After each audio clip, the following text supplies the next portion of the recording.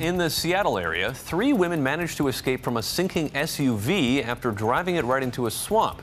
You see, the out-of-towners had just rented the luxury car, and they say they were just following directions from the GPS. More from KOMO's John Flick. Members of the Mercer Island dive team on a mission. Get to a Mercedes submerged in the slough. It's an SUV recovery in murky water. Soon, they're all hooked up, and after several starts and stops, the tow truck does its work, slowly pulling the vehicle to dry land. How this all happened is quite a story of getting lost and apparently bad GPS directions. Sitcom parodies of something like this, and to actually see it's surprising.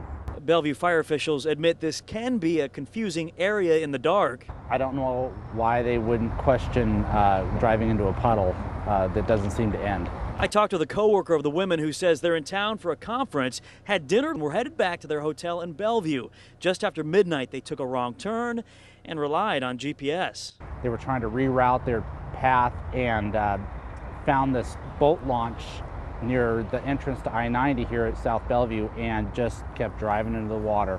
He says one of the women immediately jumped to safety. And we understand the other 2 women tried to stay with the SUV as long as they could, standing on these side door frames, but they finally had to wade to safety when the vehicle kept drifting out farther into the slough. Now they're left with a washed out rental vehicle and a GPS system that might not have quite lived up to its promise.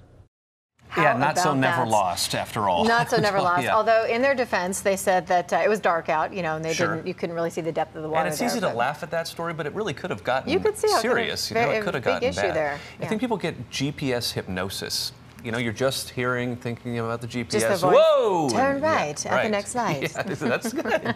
You've got another career if you ever want to do that. GPS. There you go.